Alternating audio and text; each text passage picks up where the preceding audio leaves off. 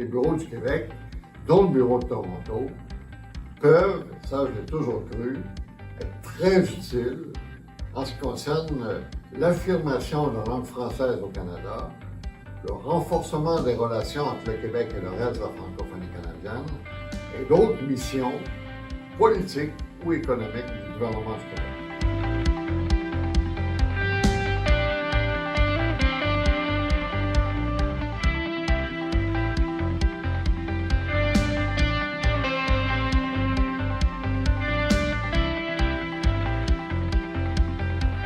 Alors, dans le cadre de mon mandat, il y avait des objectifs qui étaient fixés par le Premier ministre lui-même, et puis il y avait également les objectifs personnels que je m'étais fixés.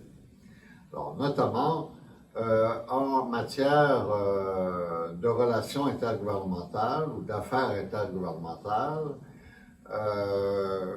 l'un des objectifs que je poursuivais, c'était évidemment de voir à la création du Conseil de la Fédération. Il y avait également la création du Centre de la francophonie des Amériques, qui était un objectif important pour moi. Et il y avait l'adoption d'une nouvelle politique en matière de francophonie canadienne, qui était également un objectif que je m'étais fixé. Cette relation entre le Québec et la francophonie canadienne était précieuse.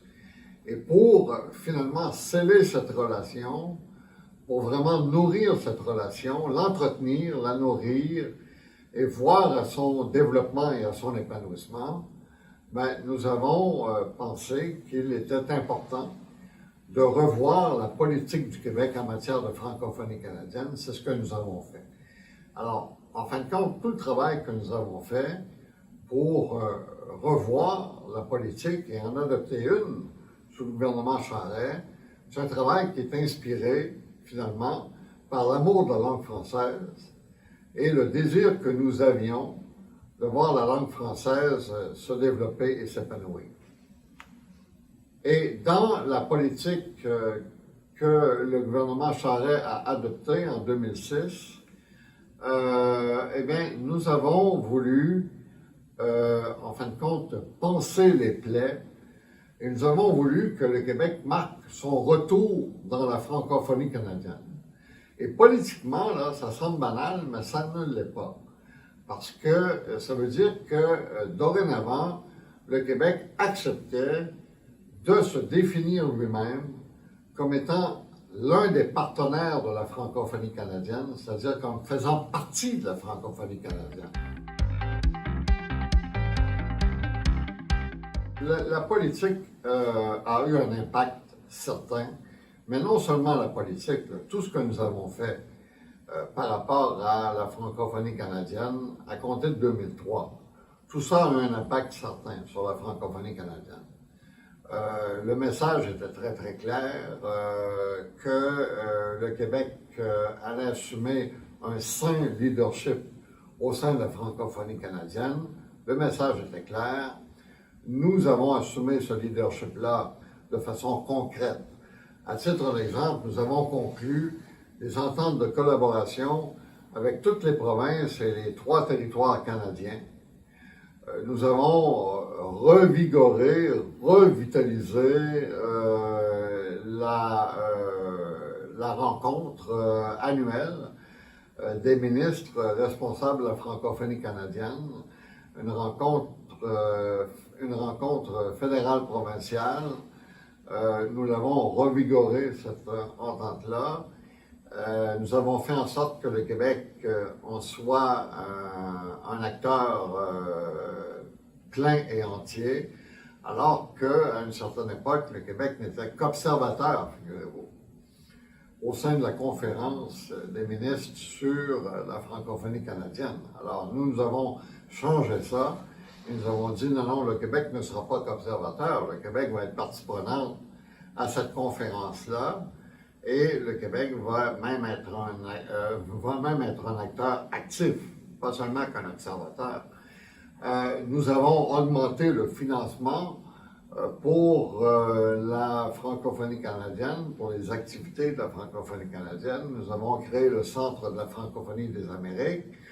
Nous avons fait appel au Bureau du Québec au Canada pour qu'ils contribuent à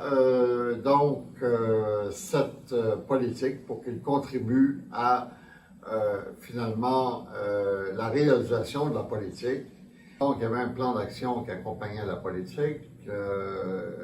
Les bureaux du Québec au Canada ont contribué également à la mise en œuvre de la politique, notamment le bureau de Toronto, qui a été interpellé pour aider le gouvernement du Québec en ce qui concerne la réalisation de la politique et la réalisation du plan d'action. Moi-même, j'étais très présent un peu partout au Canada pour des activités de la francophonie canadienne. Bref, nous avons été extrêmement actifs et ça a effectivement marqué, je crois pouvoir le dire, un tournant dans la relation entre le Québec et le reste de la francophonie canadienne, un tournant positif, bien entendu.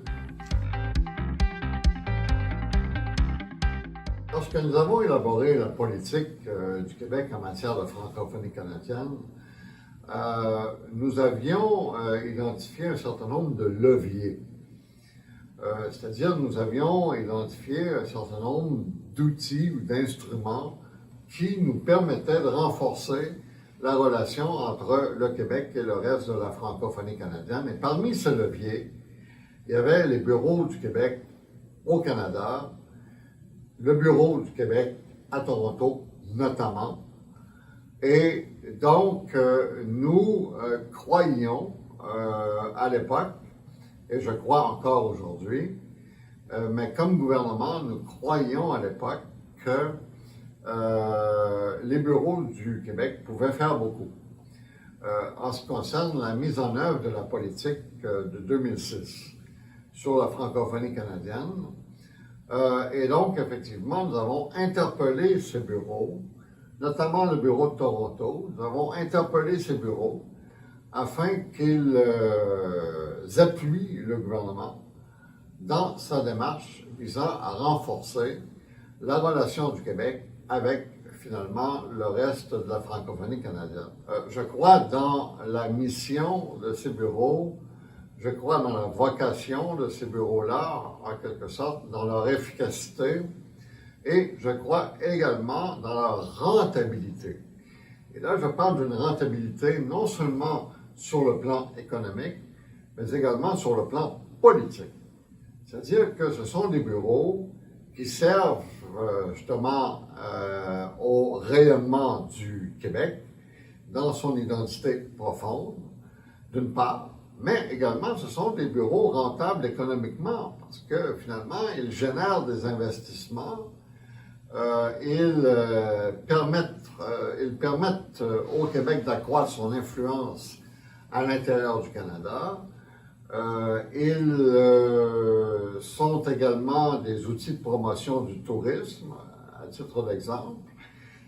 Moi, je crois qu'ils sont très rentables au niveau des affaires,